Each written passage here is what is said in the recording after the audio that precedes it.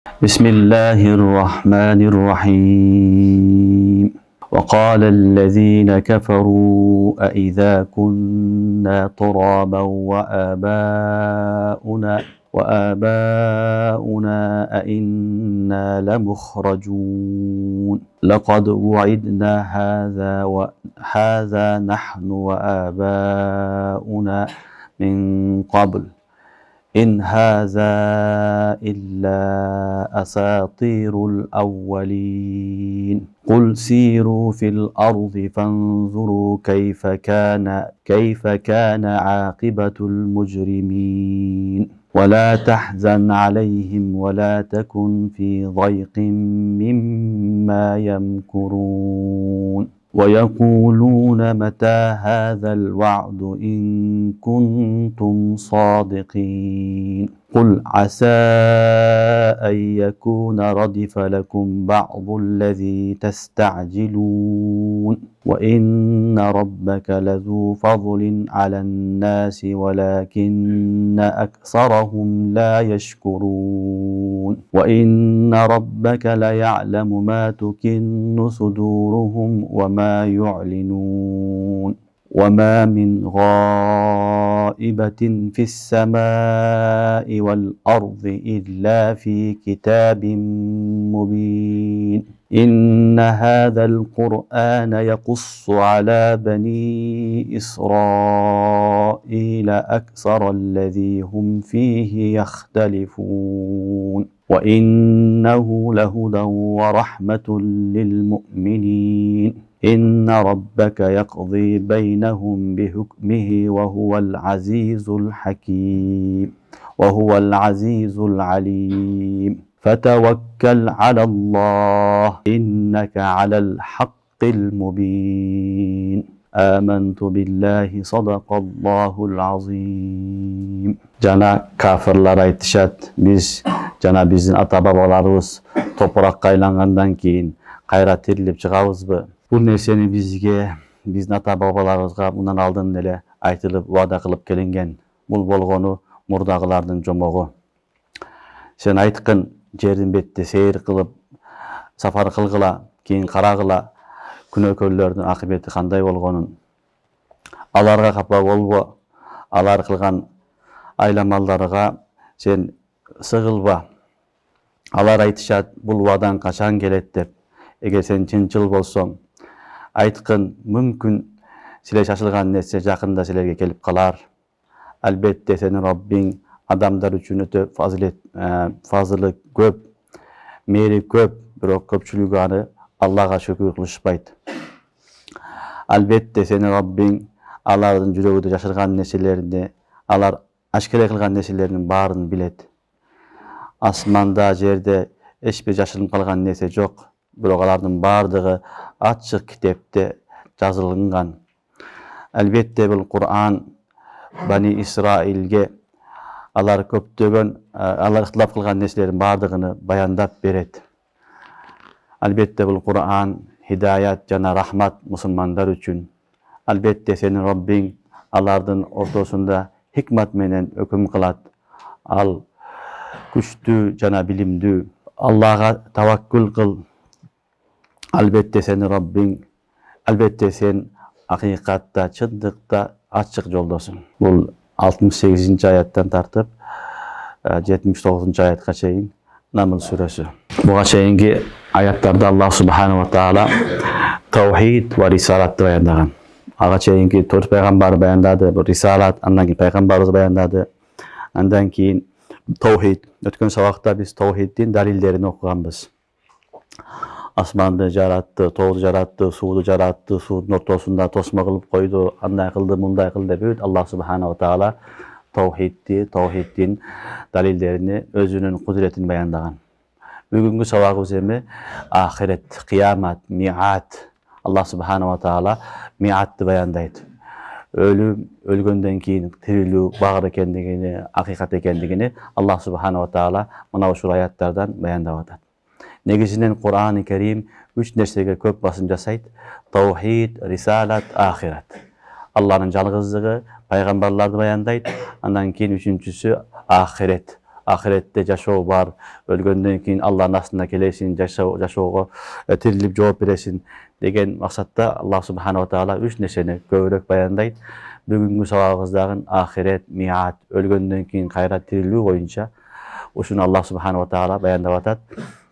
وقال الذين كفروا أإذا كنا ترابا وآباؤنا أإنا لمخرجون. وقال الذين كفروا kafirler aytat deydi. أإذا كنا ترابا وآباؤنا biz jana ata babalarыбыз баарыбыз топуракка айлангандан кийин أإنا لمخرجون biz кайра кайтып тирилебизби, кайра турабызбы деп булар пайгамбарлардан сурашат. Негизинен эле пайгамбарлардын бардыгы келгенде айткан, бул дүйнө убактылуу, мындан кийин дагы бир жашоо бар, ал жерде түбөлүккө каласыңар, ушул дүйнөдө кылган жакшы амалыңарды сыйын аласыңар, жаман амал кылсаңар азабын тартасыңар деп эскерткен. Бүт баары келип эскерткен. Эскерткенге карабастан кафирлар буга ишенген эмес. Kafirlar işengen emес, алар айткан, biz жана ата бабабыз канча адам өтүп кетсе, баардыгы топурак болду. Топурак болуп жок болуп калды. Жок болуп калгандан кийин ал кайра тирилиши мүмкүн эмес деген алар. Бирок адам өлгөндөн кийин кайра тирилишлиги балдар акылан мүмкүн. Акыл муну мүмкүн деп айтат. Ошол эле учурда Аллах субханала таала анын хакыйкат экендигини Куранда баяндап атат. Бул накли далил, акылан мүмкүн. Üstünün nakli daliller var. Kur'an-ı Kerim'de Allah subhanahu wa ta'ala толтур аяттарда өлгөндөн кийин кайра тирилесиңер дейт. Демек, өлгөндөн кийин тирилүүгө иман келтиребиз. Бул хакыйкат нерсе. Жок жерден пайда кылган зат Аллах subhanahu wa ta'ala адам өлгөндөн кийин, топурак болгондон кийин деле аны кайрадан чыгарганга сөзсүз түрдө кудурет жеткен зат болот. Аллах subhanahu wa ta'ala Kur'an-ı Kerim'de айтат: "Yukhrijul hayya minel meyyit." Mayitten, ölüm nerseden, ölük nerseden tiriүү жанды чыгарат дейт. Адамдын башталышын карасаңар ölük нерсе болот. Bir тамчы суу, нажас, ошону этап менен Алла Таалам чоңойтуп апарып инсан кылып дүйнөгө келет. Дүйнөгө келип жашайт. 50 жыл, 60 жыл, 70 жыл. Анан кийин кайра топурак болот. Топуракка барып кайра жок болот. Ошол жок жерден тирилген зат, ошол нерсенин кайра тирилтип коюшулук Алла Таалага эчтеке кыйын эмес. Allah subhanahu wa ta'ala dünyaga alып kelген бизди, вактылуу келдик, эртең барып камырга көмүлгөндөн кийин bir vakti келет. Ошо вакыт келгенде ар бир адам баласы өзүнүн несini кабырдан турат. Туруп Аллахтын астында, Махшар майданында туруп, чогулуп, Аллахтын астында эсеп китепке келип жооп берген күн сөзсүз келет. Буга кафирлар илгертен ишенбей келген. Мына ушул жерде дагы алардын этирасын айтып атат. Ва qalallazina kafaru a iza kunna turaban wa abauna a inna la mukhrajun. Kafirlar айтышат экен, биз жана ата бабаларыбыз баары өтүп кеткендер топуракка айлангандан кийин кайра тирилеби, кайра чыгабы, мындай болушу мүмкүн эмес. Laqad wa'idna haza nahnu wa aba'una min qabl. Ушул нерсени, сен айткан нерсени бизге, биздин ата бабаларыбызга ваада кылып келишкен. In haza illa asatirul awwalin. Бул болгону мурдагылардын жомогу дейт. Эми сен айткан сөздү биздин атабызга да айткан, мурдагы пайгамбарлар, анын атасына да айткан, Адам алейхисаламдан тартып, ушинтип эле келесиңер, бирок кана болгон жокко деп алар эмне кылган, ушул нерсеге этираз кылышкан. Түшүнүңөрбү? Мына ушунда Алла Таала айтат: "Laqad wa'idna haza nahnu wa aba'una min qabl."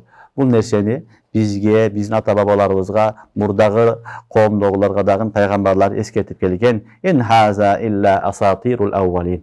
Асатир дегени балдар жомок деген. Устуранын жамы, устура деген жазылган нерсе айтылат.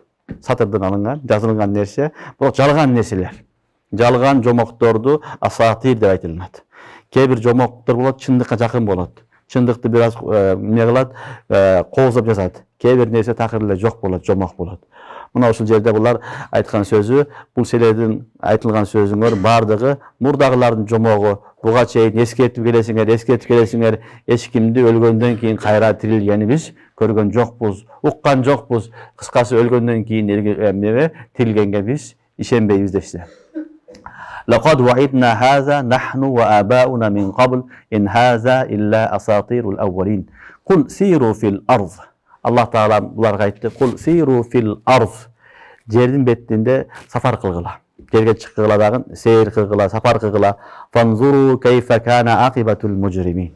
Keyin карагыла mujrimlerдин, күнөөкөрлөрдүн акыбети кандай болду? Ахыры аларды кантип түгөдү, кандай болуп азапка душар болду? Ушуну карагыла деди. Демек, кул сиру фил арз, жердин бетине сайыр кылган, сапар кылган жакшы нерсе. Бул ибрат сапары деп айтылат. Сапарга чыгасың, чыгып, ошол жердеги адамдарды көрүп, ошолорду көрүп, ошол кылган кемчиликти кылбайын мен, ошол кылган катаны мен кылбайын деген максатта барып көрүп келсе боло берет. Allah subhanahu wa ta'ala kul siru fil arz, жердин бетинде эмне кылгыла? Жүргүлө, сейир кылгыла, сапар кылгыла, карагыла, кайфа кана акибатул мужримин. Mujrimlerдин, күнөөкөрлөрдүн акыбети кандай болгонун көргүлө дейт. Демек, не болду? Жердин бетине айлансаң, дүйнөнүн бардык жерлеринде эле эски коомдордун калган жерлери бар. Ат коому, Самут коому, башка коомдордун бардыгынын асарлары калган. Тарихи асарлары бүт бары калган. Аларды көрсөң болот. Ошолор бар эле. Бизден күчтүү, бизден сулуу, бизден акылдуу, бизден бай, бизден кыйын. Аллах субханаху ва таала жок кылып койду. Мына бүгүн жок эми. Жок. Асарлар эле калган. Ошон үчүн пайгамбарыбыз саллаллаху алейхи вассалам сафарда баратып, Табукка баратып, Табуктун жолунда хижир келет. Хижирге барганда Самут коому ошол жерде жок болгон. Тез өтүп кеткиле деген, буларга азап түшкөн деген.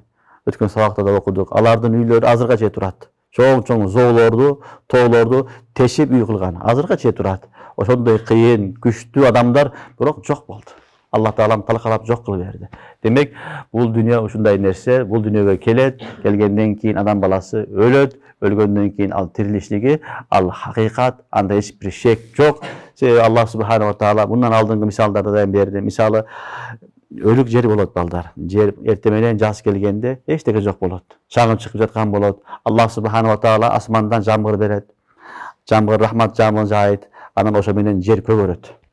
Чөптөр өсөт, гүлдөр өсөт, дарактар көгөрөт, жер көгөрүп, жерге жашоо кирет. Кайра аны жок кылып коет. Кайра келтирет. Ошол өлүк жерди тирилткендей эле бизди дагы Аллах субханаху ва таала тирилтет. Hadiste gelet, kıyamatga jakın alganda, mahşarga jakындап калганда, Аллах субханаху ва таала bir жамгыр жаадырат жерге. Жамгыр жайыт, жамгыр жакканда адамдар өсүп чыгат. Кадимкидей өсүп чыгат дейт. Адам баласы бардыгы топуракка айланганда илля ажбу занат.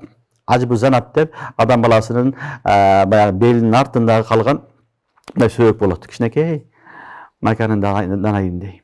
Кичинекей эмне болот? Жүгөрүнүн данынчалык не болот экен? Сөөк болот. Ажбу занат деп хадисте айтылат. Бухариде да келет. Ошол жер чирибейт Аллахтын өкүмү менен. Ошол жерден Аллах субханаху ва таала кайра адамды өсүрүп чыгат.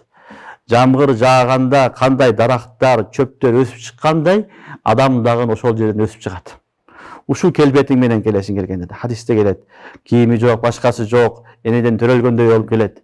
Аллах субханаху ва таала өзүн өстүрүп коет. Алланын астына барып, анан ошол дүйнөдө кылган ишиңдин бардыгына жооп бересиң. Жакшысы болсо сыйын аласың, сыйлыгын аласың. Жаман амал кылган болсоң, күнөөсүнү, анын жазасын өзүң тартасың. Ошон үчүн өлгөндөн кийин жашоо хак бар. Бизге жашоо берген зат Аллах субханаху ва таала кайрадан тирилтип коюуга сөзсүз түрдө кадыр.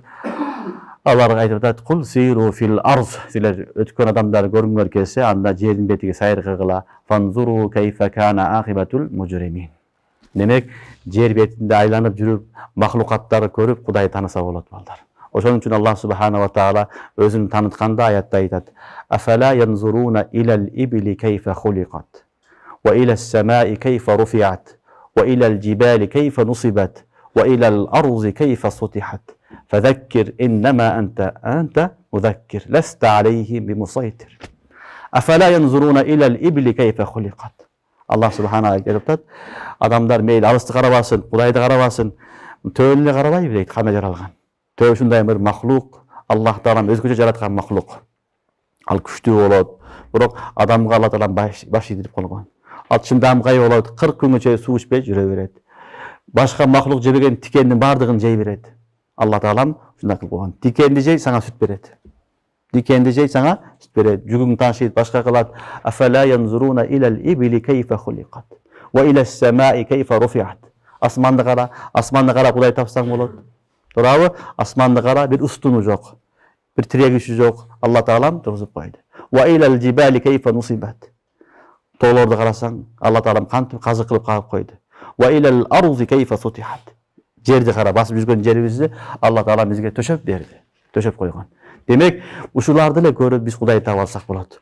Ушуларды жараткан зат биз кичинекей макулукпуз. Бизди өлтүрүп, кайра жаратканга сөзсүз түрдө кадыр. Кур'ан-ы Каримде Аллах субханаху ва таала айтат: "Алейсаллаху авалейсаллази халакас самавати вал арда биқадирин ала ан юхйиял маут. Бала иннаху ала кулли шейин кадир. Авалейсаллази халакас самавати вал арда биқадирин ала ан юхйиял маут. Бала." Асман, жери жараткан зат ошол кичинекей адамды өлгөндөн кийин кайра тирилте албайбы дейт. Сөз тирилтет. Алла Таала тирилтүүгө сөз кудурет жеткен зат. Ошондуктан кафирлардын этиразыга Алла Таала жооп берип айтып атат: "Кул сиру фил арз." Силер көп нерсеге түшүнбөсөңөр, анда жердин бетинде сайыр кылгыла, сафар кылгыла. Фанзуру кайфа кана акибатул мужримин. Алдыңкы мужримдердин, күнөөкөрлөрдүн акыбети кандай болду, акыры кантип түгөдү, ошолорду карап сабак кылгыла деп Алла Таала жооп берип, кийин пайгамбарыбыз саллаллаху алейхи вассаламга кайрылып айтып атат: "Вала тахзан алейхим. Вала тахзан алейхим. Вала такун фи зайқин мимма ямкурун." Вала тахзан алейхим. Сен аларга капа болбогун. Аларга капа болбо, кайгырба. Вала такун фи зайқин мимма ямкурун. Алар сага жамандык кылган нерселерине, алардын хыйлаларына, айламалдарына сен сыгылба, ага кайгырба деп Аллах субханаху ва таала пайгамбарыбызга кайрылды.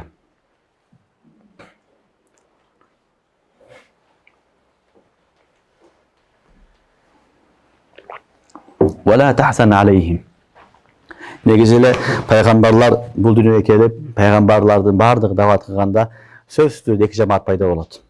Бир жамаат кабыл кылат, экинчи жамаат кабыл кылбайт. Бул илгертен келаткан суннат тарикасы ушул Алла Таала. Алланын сүйүктүү бенделери, пайгамбарлар ээрчип туура жол табат, шайтан ээрчигендер туура жол таппайт. Анан экинчи тарафка пайгамбарлардын баардыгы кайгырган, капа болгон.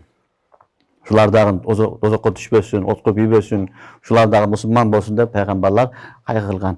Бирок Аллах субханаху ва таала пайгамбарларды дагы, өзгөчө пайгамбарыбызды дагы өтө каттуу кайгыргандан тыюу салган. Өтө каттуу кайгырып, адам өзүнү жоготуп аткан деңгээлге барганда шарият уруксат бербейт. Кайгынын да чеги бар. Бир мусибат түшсө, бир башыңа кайгырасың 3 күн аза деген шариятта. Андан кийин кайгыруу жок деген. Кайгыра берсең жашай албай каласың да. Эртең жашоо керек сага дагы сен тирүүсүң, башкалардын акысын беришиң керек. Ошондой эле диндин кайгысы бар. Диндин кайгысында да чеги бар. Диндин кайгысында чеги бар, дүйнөнүн кайгысында дагы неси бар? Чеги бар. Ушул аятта Аллах субханаху ва таала "Вала тахзан алейхим" деп дүйнөви эмес, дини кайгынын дагы чегин айтып атат. Аларга өтө көп кайгы кылба. Өтө көп кайгырып, сен өзүңдү жоготуп койбо. Өзүңдү халакат кылба. Башка жерде Кур'ан-ы Каримде Алла Таала айтат: "Иннака бахиун нафсака ала асарихим иллам ю'minu бихазал хадиси асафа." Сен өзүңдү өлтүрөйүн деп койдуң. Өзүңдү жоготкону калдың дейт. Алар иман келтирбей жатат деген аят бар Кахф сүрөсүндө. Демек, баягындай дават кылганда, динге чакырганда, бирөөгө насихат кылганда, даватчы болобу, алым болобу, устаз болобу, ата-эне болобу, бир тууганыңа болобу, ким болсо дагы анын чеги бар. Өтө кайгырып, өзүң ооруп калатыган болсоң, шарият уруксат бербейт буга.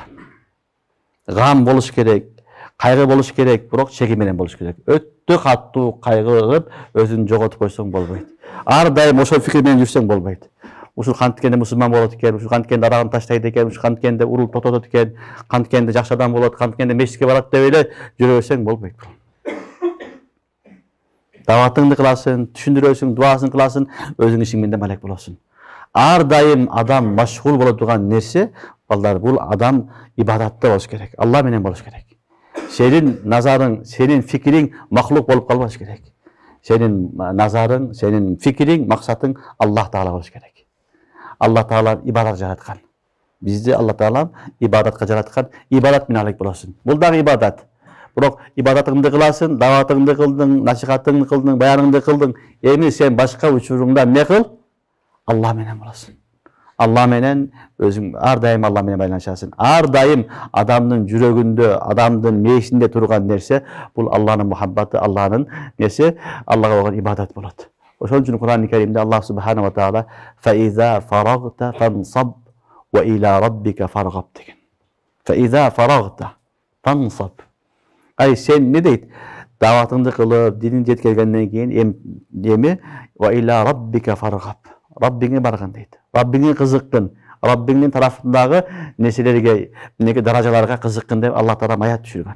Oşonduktan adam balası davat kılganda, din jetkizgende dagы çegi var. Öttele kaygırıp özünü oruğa duşar kılуу, hukuktarda da kılbagala turgan bolsa, başka nерсе менен ойлонбой кала турган болсо, бул жакшы нерсе эмес, бул ифрат, бул тафрит. Ifrat болуп кетет. Бул жакшы эмес. Ар бир нерсенин ортончо болгону жакшы. Ошон үчүн Аллах субханаху ва таала Куранда пайгамбарыбызга айтып атат: "Вала тахзан алейхим." Алар мусулман болбоду деп көп кайгыра бербе. Көп капа болбо. Вала такун фи зайқин мимма ямкурун. Зайq деген жүрөктүн кысылганын айтылат. Макыр дегени хила, айламал, жамандык кылуу. Алар саңа жамандык кылат, ошол жамандыктарга сен кыжалат болуп, жүрөгүң сыгылбасын деген сөз. Себеби пайгамбарыбыз саллаллаху алейхи вассаламды өлтүргөнгө чейин барышты. Өлтүрөбүз деди, уу берди, таш менен улатабыз деди, уруш кылды, урушта урушту, пайгамбарыбыз менен жихаттара урушту, ар деге кылышты. Бүт адам баласы эмне кыла алса, ошонун баардыгын кылып көрдү, пайгамбарыбызды жоготуш үчүн. Алардын максаты эмне? Пайгамбар жоголгондон кийин биз эркин жашайбыз, каалагандай жашайбыз. Биздин жыргал жашоого ушул адам тоскоол болуп атат деген түшүнүк бар эле. Ошону Алла Таала айтат: "Вала такун фи зайқин мимма ямкурун." Алардын макыр, алардын хила, алардын айламалдарга кыжаалат болбо. Sen sığılba, ana Allah'a tevekkül. Ve tevekkül alallah. Allah'a tevekkül kıl, Allah'a mani verbe dedi. Demek bundan akıllı bizge de sabak oldu. Biz dağı ne kılavuz? Adamlar, din düşmanları, din düşünmegender bizge karşılık görsötse, yolumuza toskolduk kılsa, jamandık kılsa, ağa köp mani berişinin keregi yok. Düşünüyor bu? Ağa köp mani berişinin keregi yok. Bu Allah'ın dini gede verir. Sen onun çıkpay, davatыңды kıl, işingdi atkar, bayanыңды kıl, cuma namazını oku, ki ne kıl, işingdi kılayver. Al töremez kılgan bolsa, jamandı kılsa, anın cazasını özü göret. Kur'an-ı Kerim'de Allah Teala aytadi: "Ve makaru makrallah, vallahu hayrul makirin." Allah ne kıldı? Hila kıldı. Allah Teala ne kıldı? Allah'ın ardından hilalarını özügö jamandığı menен kaytarıp koyat. Oşonduktan biri jamandık kılsa, ahiretke kaldırmayt Allah Teala. Dünyada gösterip koyat. Oşonduktan Peygamberimiz sallallahu aleyhi ve sellem aytdı: "Vela tekun fi zayqin mimma yamkurun." Alar sana kılgan jamandıklarına, alar sana kılgan mahfi tedbirlerine, hilalarına kıcalat bolba, sığılba, sen öz işin menen alek bola ber dedi. Demek alar joldan toskolduk kılat bola beret ballar. Bizge de bolot, sizlerge de bolot, kıyamatgacha bola beret uşunday adamlar. Bul dünya beyiş bolup kalbayt. Bul dünyada kafir menen musulman çoğu yaşayt. Kıyamatgacha yaşayt. Kıyamatgacha yaşayt. Kafir ar daim köp bolgon köp bolot. Ahir bir vakt gelet, vaktulu gana vakt bolat musulman bolgonçurlar. Biroq köpünçe musulman menen kafir köpçülük bolup köp zamana yaşayt. Ana Allah Taala özü bilet. Oşon üчүн bul dünya darul amal. Amal kıladigan nerse, daga beradigan jer emes. Allah Taala Allah'a cezasını ahirette beret. Oşon üчүн Allah'ın kılgan muamelelerine, toskolduklarına, karşı çıkanlarına kıcalat bolbogula, ardından kaygırbagıla dep Allah Taala munu ayat düşürdü. "Ve la tahzan aleyhim." Allah'a kapa bolbo. "Ve la tekun fi zayqin mimma yamkurun." Alardan kılgan hilalarına, aylamallarına sen jürögünden sığılba. "Ve yekuluna mata hadal va'du in kuntum sadiqin." Janalar aytışat: "Mata hadal va'd in kuntum sadiqin." Eger aytkan sözüңөр çınçıl bolsa, bul va'daňar kaçan gelet? Bul va'daňar kaçan gelet dep bular soraşkan. Sebebi eç kim tirildi degen ukkan jok bular. Bирок kelip men tirildi mындай boldu degen ukkan jok. Oşon üчүн bularga kızık görünüp ar daim surap gelişken. Bu hadiste Peygamberimiz sallallahu aleyhi ve sellem'den bирок kelip surayt: "Ya Resulallah, mata sa'a?" Kıyamet kaçan bolat degende Peygamberimiz sallallahu aleyhi ve sellem Allah alem degen. Allah bilet, eç kim bilbeyt birincisi. Ekincisi daha bir rivayette gelet Peygamberimiz sallallahu aleyhi ve sellem aytkan: "Kıyamet kelet" deyin. Al öz wagtynda kelet. Bирок "Men mata faqad qamat lahu qiyamah." "Men mata faqad qamat lahu qiyamah." Kim ölse anın kıyameti başladı degen. Kıyametus suğra, kıyametul kubra bolat. Çoğun kıyamet büt bari bu dünya jok bolup Allah'ın astına barat. Al kun jaşırıngan Allah hiç kim bilmeydi Allah'dan başka. İkinci kıyamatı suğura dep koyot. Ve men mâte fakat kâmet lehul kıyama. Kim ölse kıyamat baştaldı ağa. Baştaldı hem. Hem yaşabaydı al. Hem kabırdağı meni göröt, yaşaoudu göröt, barzakты göröt, başkasını göröt, erteң bar mahşarga barat, anam tiyağı büt bardın göröt. وَمَنْ قَامَاتَ فَقَدْ قَامَتْ لَهُ الْقِيَامَةِ Peygamber sallallahu aleyhi ve sellem aytdı. Kim ölgen bolsa kıyamat baştaldı. Al tigi çoğun kıyamatты kütüşünün hiç bir haceti yok dedi. Oşonduktan kaçan bolot debesen amal men alik boluş gerek. Peygamber sallallahu aleyhi ve sellem daha bir sahabaga aytadi, sen ne dayarladın degen. Kıyamat kaçan bolot degen, ne dayarladın degen. Kıyamat öte oğur degen, öte korkunçtu degen, ahvalı oğur degen. Oşonduktan kıyamat kaçan bolot dep kütbössön, kıyamatga biz dayardık kılışыбыз gerek. Allah Teala barımıza tawfik versin. قل ويقولون متى هذا الوعد إن كنتم صادقين قل عسى أن يكون ردف لكم بعض الذي تستعجلون. قل aytqın عسى أن يكون ردف لكم. Aytqın mümkün jakın kalgandır silerige بعض الذي تستعجلون. Siler şaşılgan nesilerden kebirleri. Silerge jakın kalgandır dep aytqın dedi. Sebebi kebirler jakın kalgan ne oldu? Azap geldi olarga dagın. Azap geldi. Kureyşke dagı wagtda azap gelgen.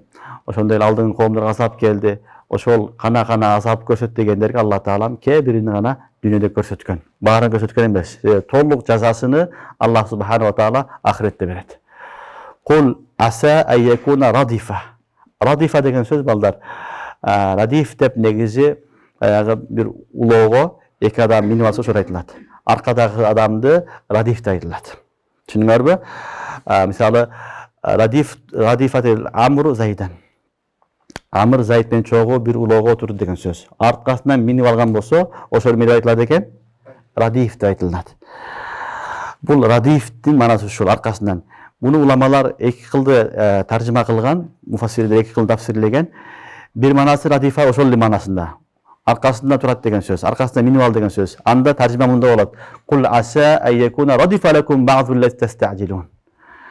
Silerge vada kılıngan, siler şaşılgan nesiller siler artыңардан эле келе жатат деген söz.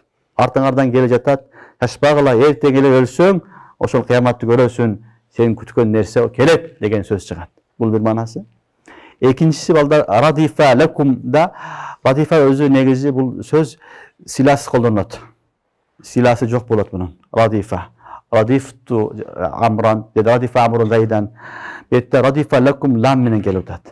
Ulamalar aytat bette radifa bir mana iqtaraba manasına deydi. Jakın kaldı degen söz. İqtaraba linnasi hisabuhum ve hum fi gafletin mu'rizun. Düşünüyorlar radifa lakum ba'dullazi testa'jilun degen söz manası silerge oşol silerge şaşılgan nerselerden kebirleri öte jakın kaldı degen söz çıkat. Düşünüyorlar anda bul manası da to'g'ri. Ko'pchilik mufassirinler ushul radifani iqtaraba manasida olgan bul dağı to'g'ri. Endi Allah Taala javob berdi ularga ve in qul asa an yakuna radifa lakum ba'dullazi testa'jilun. Aytqan şeylerge alarga mümkün şeylerge jakın kalgandır, şeylerge şaşılgan nerselerden kebiri dep aytqan. Uhud'da bular azap boldu, Badr'da azap boldu, andan başka dağın Allah Teala azaplar jiberip turganda. Ve inna rabbaka lazu fazlin alan nas. Biroq senin Rabbing tum la azidannakum ve la in kafartum inna azabi lashadid deydi. Bu ayettin manasında uşul siyahtı. Demek kançalık Allah'a şükür kılsak, kançalık Allah'a yakındasak, oşonçoluk Allah'ın mehrimi, oşonçoluk Allah'ın rahimi biz için köp bolat. Oşonçoluk Allah Teala özünün rahmatına bizi alıp gelet. Böyleydi. Ve inna rabbeke la ya'lemu ma ve inna rabbeke lazu fazlin alan nas velakinne aksarahum la yeşkurun. Ve inna rabbeke la ya'lemu ma tukinnu suduruhum ve ma yu'linun. Cana elbette senin Rabbin la ya'lemu ma tukinnu suduruhum ve ma yu'linun. Bilip durat deydi. Alardın yüreğindeki jaşırgan nesillerini cana aşkere kılgan nesillerini. Tukin degen veya jaşırgan nesillerini yu'linun elan kılıngan. Yani Rabbin alardın içki dünyasındağın, sıdkı dünyasında bilip durat. Alardın kıyaldarındağın, yüreğindeki nesilinden bilip durat. Barını bilip durat. Durak Allah Subhanahu wa Taala rahmatı menen, nesmenen, ırayım menen dünyanı saktap durat. Ve inna rabbeke la ya'lemu ma tukinnu suduruhum ve ma yu'linun. Elbette senin Rabbin алардын жүрөгүндө жашырган нерселерини жана ашкере кылган нерселердин баарын билип турат. وَمَا مِنْ غَائِبَةٍ فِي السَّمَاءِ وَالْأَرْضِ إِلَّا فِي كِتَابٍ مُبِينٍ. Asmanda, jerde жашырган нерселердин баардыгы фи китабин мубин, ачык китепте, ачык китеп эми лаухул махфузда сакталынган. Демек дүйнөдө эч бир нерсе гайып болуп кетпейт. وَمَا مِنْ غَائِبَةٍ فِي السَّمَاءِ وَالْأَرْضِ. Дүйнөдөгү баардык нерсенин эсеби бар, орду бар. Анын Алла Тааланын алдында нерсе бар, махфуз болуп сакталган жери бар. Ал китап декен лаухул махфуз. Ал жерден эч ким качып кутула албайт, эч нерсе жоголуп кетпейт. Биз бул дүйнөдө бир нерсени жоготуп коюшубуз мүмкүн. Жакын тууганың жоготосуң, бирөөдү жоготосуң, буюмуң жоготуп койдуң, телефонуң жоготуп койдуң, китебиң жоготуп койдуң, бут кийимиң жоготуп койдуң дейбиз. Туурабы? Бирок ал нерсе биз үчүн жоголду. Алланын астында эч нерсе жоголбойт. Алланын астында эчтеке жоголбойт. وَمَا مِنْ غَائِبَةٍ فِي السَّمَاءِ وَالْأَرْضِ إِلَّا فِي كِتَابٍ مُبِينٍ. Асман, жерлерде эч бир гайып нерсе жок, бирок алардын баардыгы Алланын астында сакталынган. Аллаухул махфузда сакталынган нерсе болот. Биз вактылуу жоготобуз, бирок Алла жоготпойт. Кур'ан-ы Каримде Алла Таала айтат: "Ва тасқуту мин варақатин илля я'ламуха." Асмандан бир жалбырак түшсө дарактан, ошону да Аллах билет. Мына ушул кумдун канча саны кум экенин, канча даны бар экенин аны да билет. Суудун канча тонна экенин да билет. Бүт баарына, адам акыл жетпеген нерсенин баардыгын Аллах Субханаху Таала өзү билет. Ошон үчүн дүйнөгө болуп аткан нерсенин баардыгы Алланын илминин, Алланын көзөмөлүндө турган нерсе, эч бир нерсе Алланын астында качып кетпейт, жоголуп кетпейт. Кафырлар дагы жоголуп кетпейт. Эртең Кудайдын астына барып качып жоголуп кетип кутулуп калбайт. Топурак болуп жоголуп кетпейт. Ал нерсе вактылуу топуракка айланат, кайра турат. Алланын астына келгенде баардыгы ошо кылган иштеринин баарына жооп берет. Эч ким бул дүйнөдөн качып кутула албайт. Алланын астына жана эч ким жоголуп кетпейт. Эч нерсе жоголуп кетпейт. Кичинекей заррача нерсең, жакшылык дагы, жамандык дагы кыямат күнүндө эсеп китеп болот, ал жоголуп кетпейт. Биз унутуп калабыз, жоготуп жиберебиз. Бирок ошо кылган кичинекей заррачалык нерсенин дагы жакшылыгын иншалла кыямат күнү көрөбүз. Kur'an-ı Kerim'de Allah Subhanahu ve Teala ayet ediyor. وَمَنْ يَعْمَلْ مِثْقَالَ ذَرَّةٍ خَيْرًا يَرَهُ وَمَنْ يَعْمَلْ مِثْقَالَ ذَرَّةٍ شَرًّا يَرَهُ وَمَا مِنْ غَائِبَةٍ فِي السَّمَاءِ وَالْأَرْضِ إِلَّا فِي كِتَابٍ مُبِينٍ إِنَّ هَذَا الْقُرْآنَ يَقُصُّ عَلَى بَنِي إِسْرَائِيلَ أَكْثَرَ الَّذِي هُمْ فِيهِ مُخْتَلِفُونَ. Emin bu yerden Allah Subhanahu ve Teala keremetli Kur'an'ını maktab atat. Özünün kitabını maktab atat. İnne hâzel Kur'an yakussu ala bani İsrail. Elbette bu Kur'an Bani İsrail'lerige bayandap beret. Aksarallezî hum fîhî muhtelifûn. Alar ihtilaf kılgan, alar talaşkan nesillerden köpçülüğünü o Kur'an bayandap beret deydi. Bani İsrail, bunlar ahli kitap, o Yahud men Nasara. Yahud men Nasara bir-biri menen ardayım uruşup kelgen. Yahudiler İsa Aleyhisselam'ın peygamberliğini tanalgan emes. Peygamberliğini tanalgan emes.